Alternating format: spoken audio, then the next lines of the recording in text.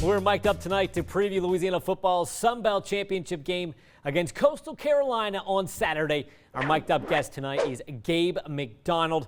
You can follow him on Twitter at Gabe McDonald _. He's the sports director at WMBF in Myrtle Beach. Gabe, I appreciate you coming on. This is a top 15 matchup, the win over BYU, a Sun Belt Championship game this week. What's the atmosphere like in Conway right now?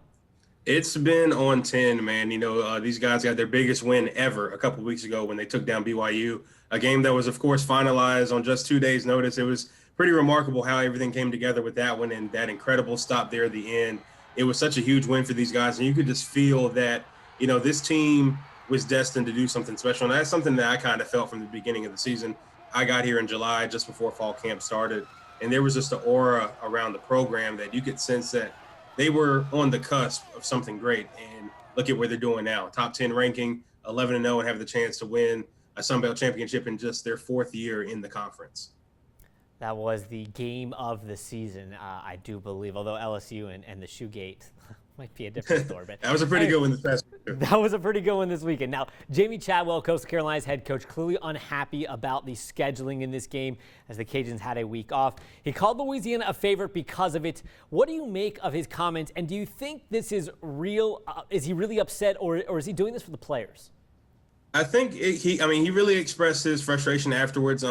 They did lose their starting left tackle and one of their hybrid safeties in the game against Troy, so they're both done for the year. And I mean, like he was saying during the week prior to the game, like another win didn't really help their case. Now, it was pretty historical. They're the first 11-0 team in Coastal history for the regular season, and obviously in Sun Belt as well. But I mean, this team has made plenty of history up to this point, and you have another team that's hungry and healthy in UL Lafayette coming off, you know, their dominant stretch after losing to Coastal.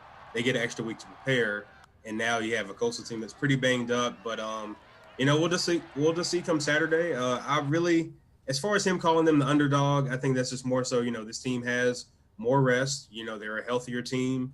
We're banged up, and as far as the talent level, they're both pretty even. Now, these two teams met in October, a game-winning field goal in the final seconds, won it there for the Chanticleers. How much do you think we can take from that earlier matchup?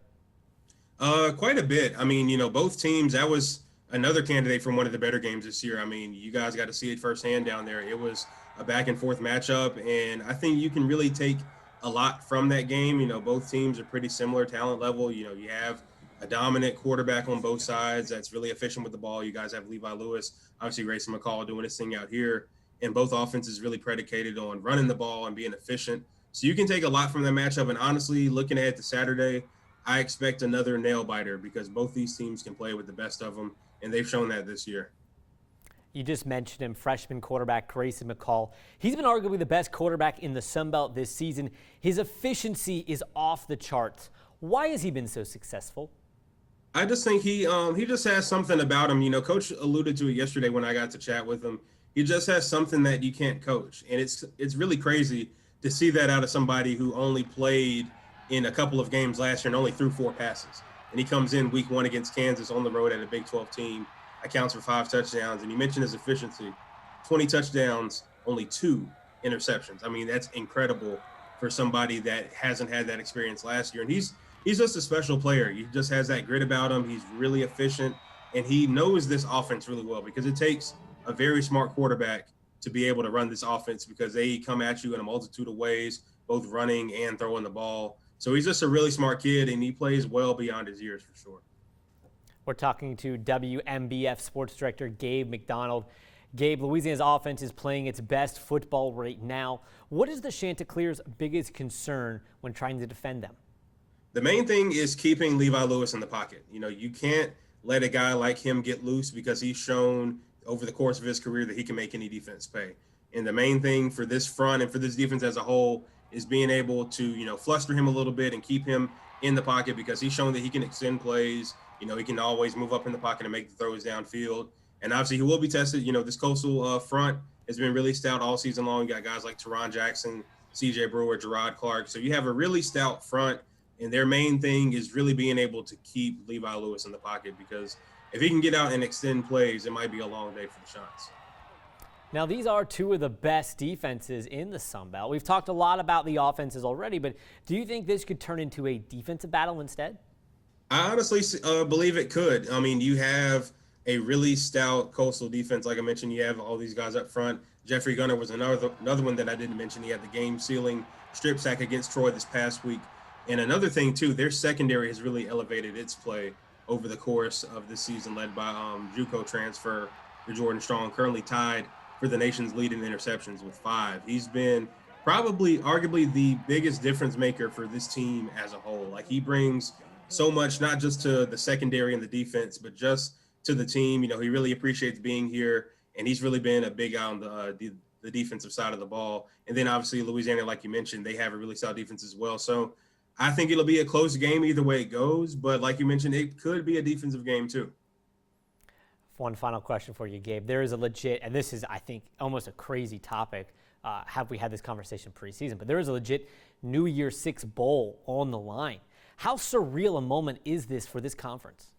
Like it is for real. It's something I don't think this conference, ever really saw, at this early, in the playoff era. Obviously, in recent years, it's always been the American that has sent teams. Obviously, you had Western Michigan that one year and Boise State the first year. But, the Sun Belt has really kind of shown over the course of these past few years that it's one of the top conferences, if not the best, in the G5. You have App State that has been doing their thing, winning for 4 years in a row. Obviously, we'll have a new champion this year with the winner of this game. But it's crazy. I mean, these two teams have a chance to be in a New Year's Six bowl. I think if you would have told either Billy Napier or Coach Chadwell that before this season, they would have taken it and just, hey, we'll see when it happens. But it's crazy to think about. Obviously, it really depends on what happens with Cincinnati in the American game. And it'll be interesting to see what the rankings look like this week as far as the playoff rankings. But for these two teams to have those New Year's Six implications, it's just remarkable. And it just shows to the way that they've been able to play this season and the talent levels that these two teams have, despite being at the Group of 5 level. Now, if Iowa State wins the Big 12 championship, does the winner of the Sun Belt championship get the Big 12 title trophy too? I think they'd have to call themselves co-champions. I mean, you look at, what this conference has been able to do. I mean, you have Louisiana, they go on the road, they beat Iowa State by 17. You have Coastal that goes and beats Kansas the way that they did, and even Arkansas State over Kansas State. I mean, whoever wins Saturday, they should get a little piece of that Big 12 championship, I think. There you heard it, folks. Gabe McDonald saying the winner of the Sun Belt Championship should be co-Big 12 championship. You heard it from him first. Gabe, I really appreciate you coming on with us, man. Thanks. Hey, I appreciate it, man. Always good to talk to you, Andrew.